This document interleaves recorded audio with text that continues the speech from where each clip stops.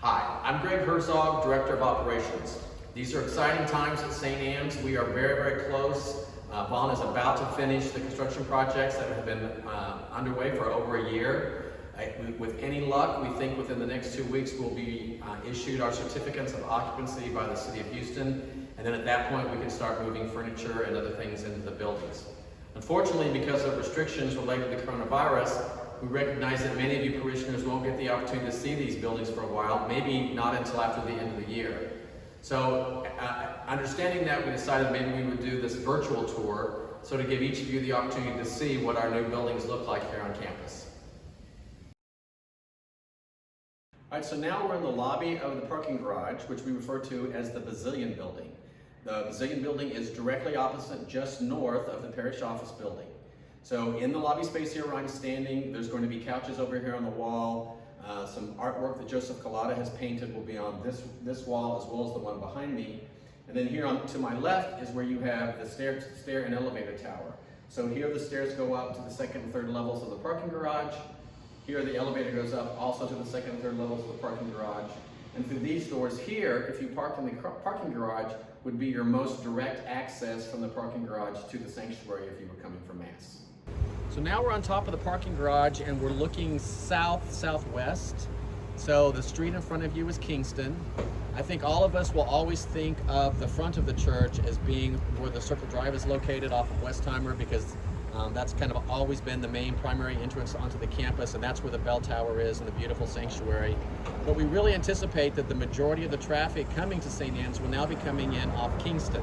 So there's a two-way in, two vehicle wide in and two vehicle wide out that we're looking at right now. As you pan a little bit more to the east, you'll see we're looking at the St. Office Parish offices. And then if you go further east, you can actually see the back of the bell tower and the sanctuary. All right, so we're still on the third level of the parking garage, but this time we're on the east side looking east. So what you see, that large building on the left is our new gymnasium, which we refer to as the Buttinger Building. And you see one of the little golf carts coming down the new Shepherd Access Road. So we now have this access road that goes all the way across the campus from east to west. And it does a couple things for us. Probably most importantly, as many of you are aware, we've had a lot of disgruntled homeowners off surround the campus, because during drop-off and pickup, we oftentimes had cars backed up on the city streets, and it could potentially cause obstructions into individuals' driveways, and it was just kind of a hassle factor as far as the homeowners were concerned. So now we expect, when things return to normal and we do drop-off and pickup, all of the parents will come in off of Fairview, which is over here to the left. They'll come in and then they'll come down this new Shepherd Access Road, and they'll exit. They can only exit south onto Shepherd. So they'll be dropped off at one or two places, either right there, kind of close to where the nurse's office is and the library is, or down closer to where the kindergarten playground is. So that hopefully will relieve any possible traffic on the public streets. In the original specifications, the north and the west sides of the parking garage were intended to be sod. Well, there was concern identified early on about once you put the sod down, because there's so little sun, mostly in the shade, that we didn't think the sod would grow and end up with a mud patch. So Deacon Sacedo made the suggestion is maybe we could take those two sides of the parking garage and turn it into a prayer path. So Deacon Thad pretty much laid this all out. So now we have this wandering concrete sidewalk that goes around the west side, and the north side empties out over by the gym of the parking garage. And then you can see there are four little places where we've put benches. So if you wanted to come and have a place for quiet contemplation or prayer, or if we're in a group and for whatever reason you need to break up into small groups and the weather cooperates, you could send each group to a different bench and take advantage of this really pretty space. All right, so this is one of the conference spaces in the parking garage in the Bazillion Building. This is considered to be the youth building, so it's intended primarily to be used for the Boy Scouts, Girl Scouts, Campfire Girls, whatever. But clearly, if none of those youth groups have their room scheduled, it is available for any parishioner to use for any other type of purpose.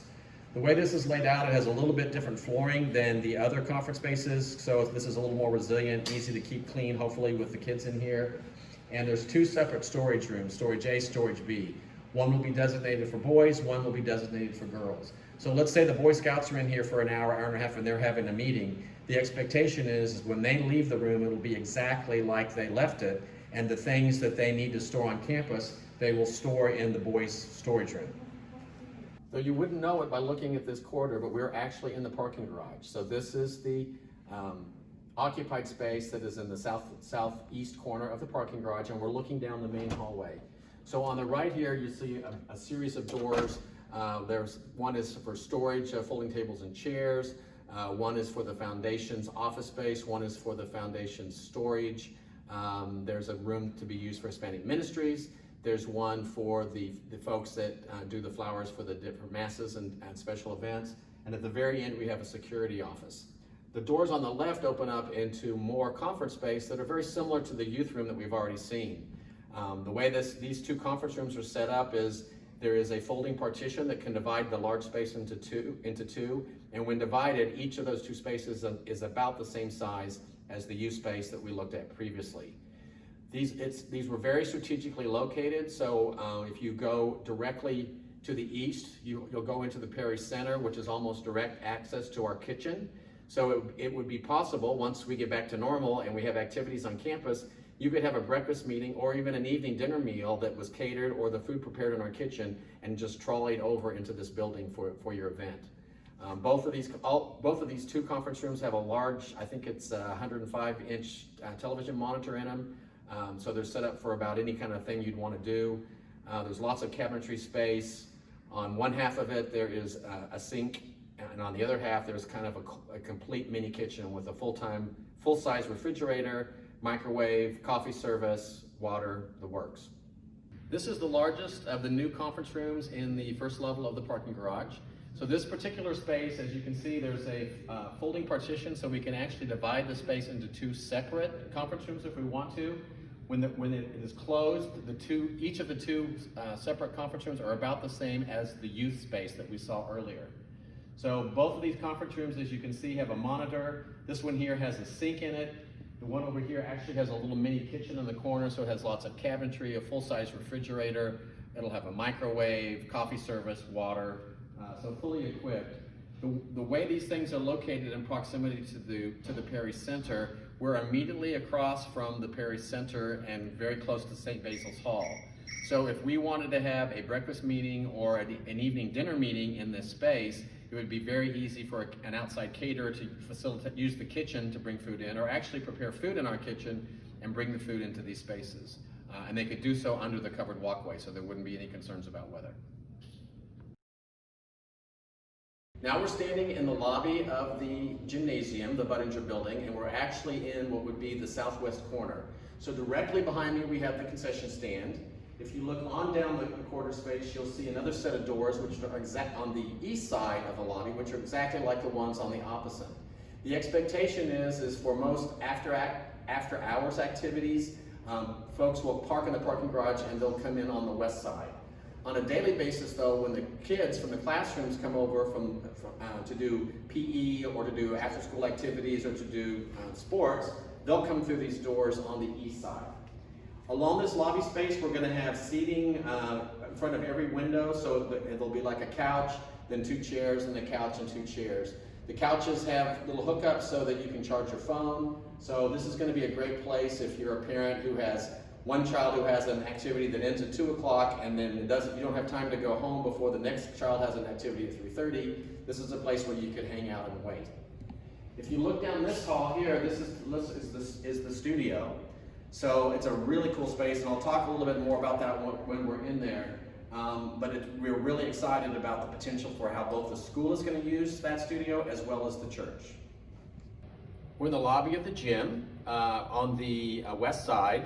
And I just want to point out this was actually a section of flooring from the original gym that was demolished to make room for the new construction. So that gym was built in 1955.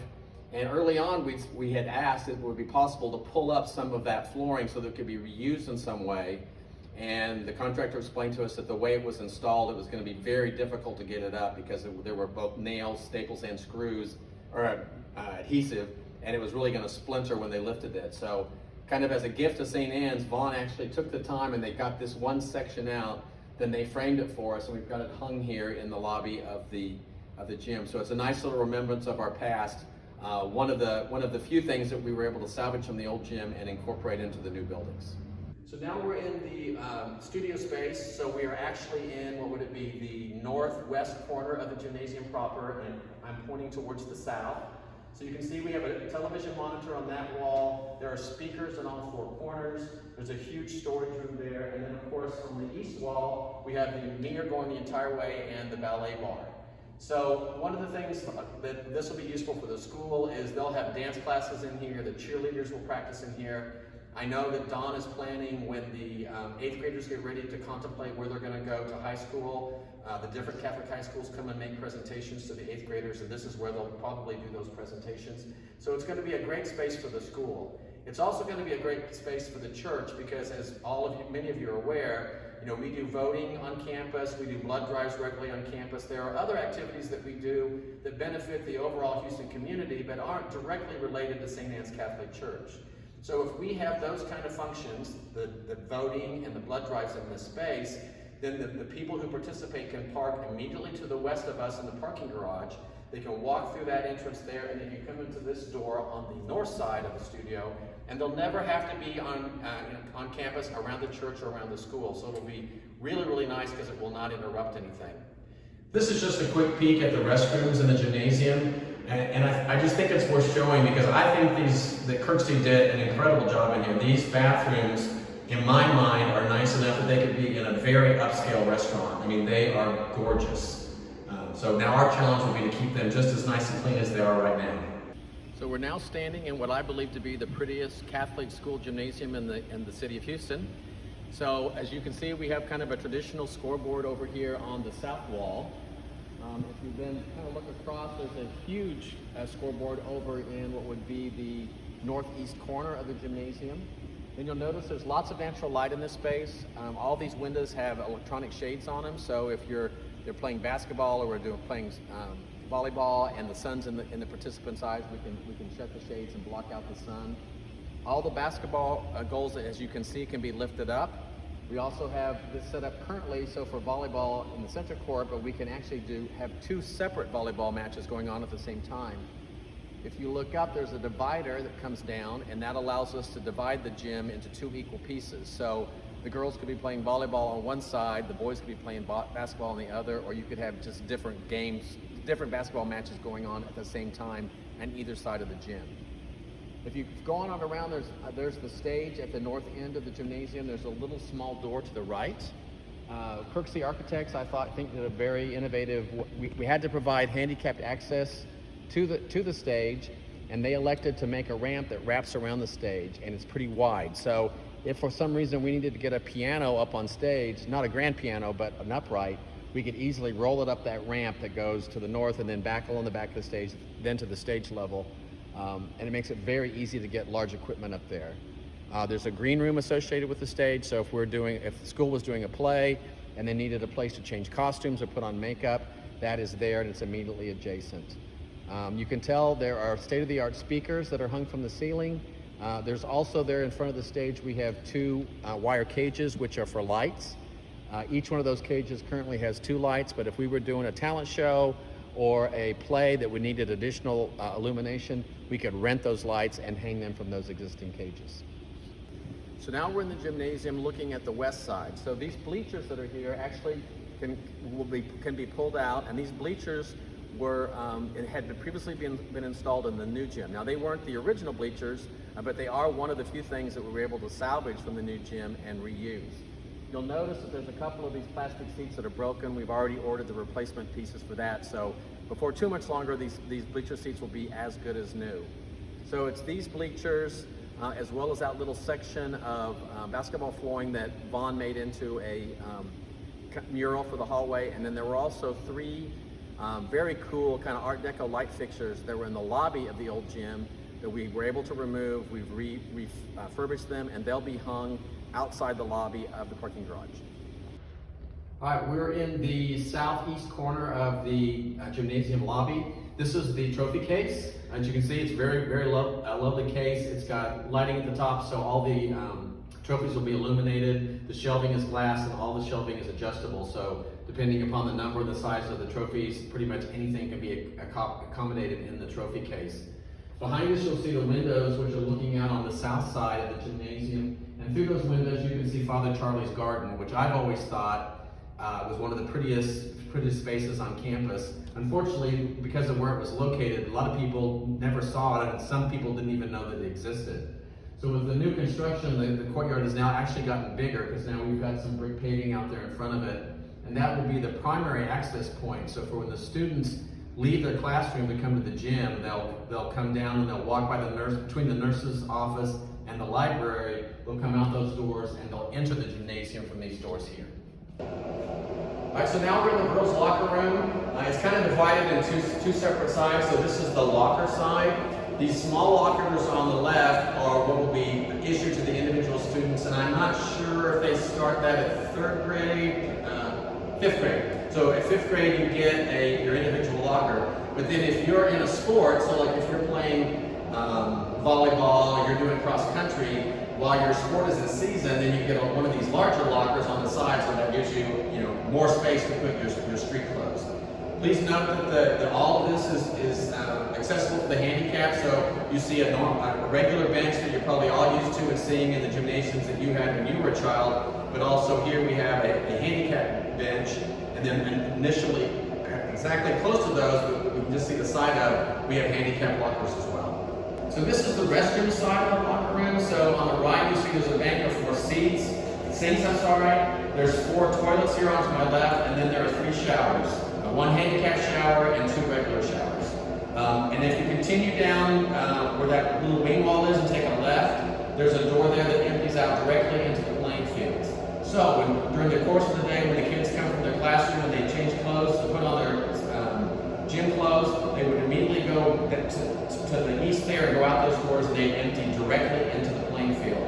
There's one for the boys, obviously, one for the girls, and in between those 2 doors, there's a drinking fountain. So if you're outside, you're doing some sort of PE activity outside, they do have access to a drinking fountain without actually having to come back into the building. So now we're outside the gymnasium. We're actually at the northeast corner of the gym, and we're looking towards the playing fields.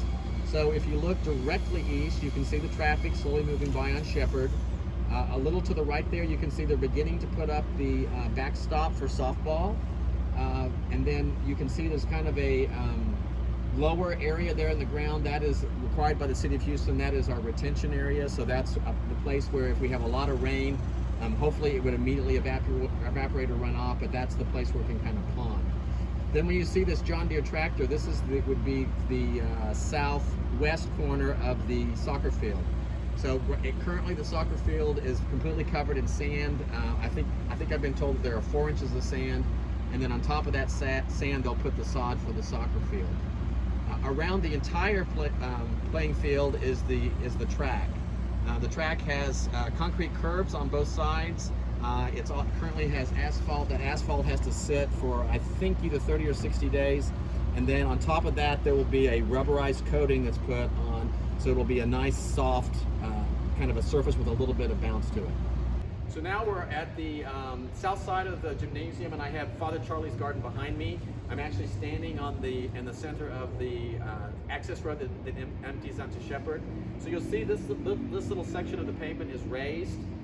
It's got a little bit different treatment. It's got these diagonal squares on it. This is a potential drop-off pickup location.